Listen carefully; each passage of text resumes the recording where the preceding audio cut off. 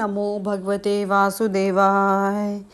युधिष्ठिर ने पूछा, पौष मास के कृष्ण पक्ष में जो एकादशी होती है उसका क्या नाम है, उसकी क्या विधि है और उसमें किस देवता की पूजा की जाती है। भगवान श्री कृष्ण ने कहा कि पौष मास के कृष्ण पक्ष में सफला एकादशी नाम की एकादशी होती है। उस दिन विधि विधान से ही विधि पूर्वक भगवान श्री नारायण की पूजा करनी चाहिए। सफला एकादशी को विशेष रूप से दीपदान करने का विधान है। रात को वैष्णव पुरुषों के साथ जागरण करना चाहिए।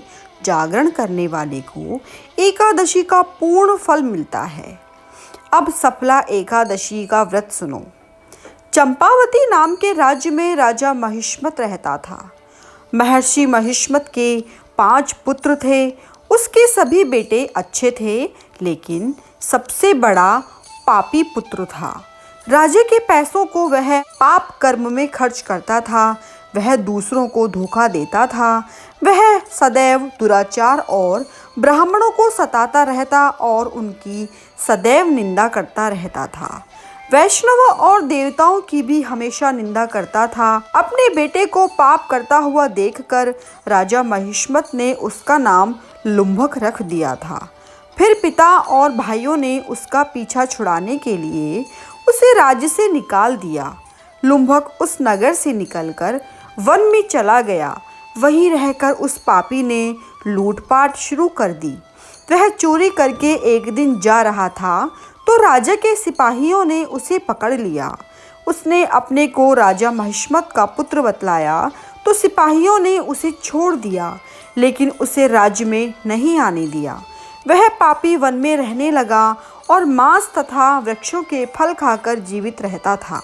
एक दिन वो पुराना पीपल के पेड़ के पास आराम कर रहा था। उस वन में वह वृक्ष एक महान देवता माना जाता था। एक दिन किसी पुण्य के प्रभाव से उसके द्वारा एकादशी व्रत का पालन हो गया। पौष मास में कृष्ण पक्ष की दशमी के दिन लुम्भक ने वृक्षों के फल खाए और रात भर सर्दी का कष्ट भोगा। उस समय न तो उसे नींद आई और न ही आराम करने को मिला। सूर्योदय होने पर भी उस पापी को होश नहीं आया। सफला एकादशी के दिन भी लुम्भक बेहोश पड़ा रहा। वह भूख से दुर्बल हो रहा था। इस प्रकार उसने अनायास ही व्रत का पालन कर लिया। उसके इस उपवास और जागरण से भगवान अत्यंत प्रसन्न हुए और उसके सारे पाप नष्ट हो गए। दूसरे दिन प्रातः एक अति सुंदर घोड़ा अनेक सुंदर वस्तुओं से सजा हुआ उसके सामने आकर खड़ा हो गया।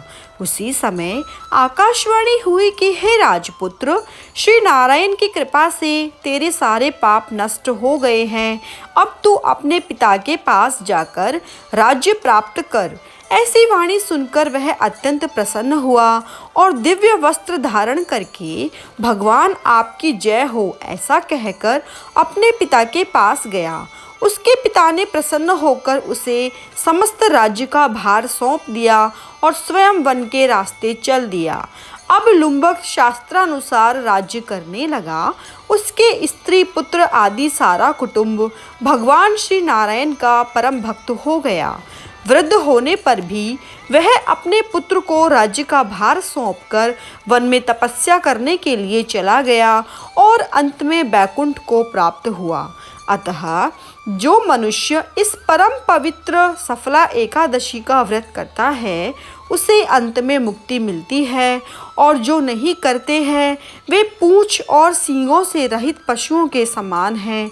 इस सफला एकादशी के महात्म्य को पढ़ने से अथवा श्रवण करने से मनुष्य को अश्वमेध यज्ञ का फल मिलता है। आप सभी का कल्याण हो, आप सभी का दिन मंगलमय हो। ओम नमो भगवते वासुदेवाय।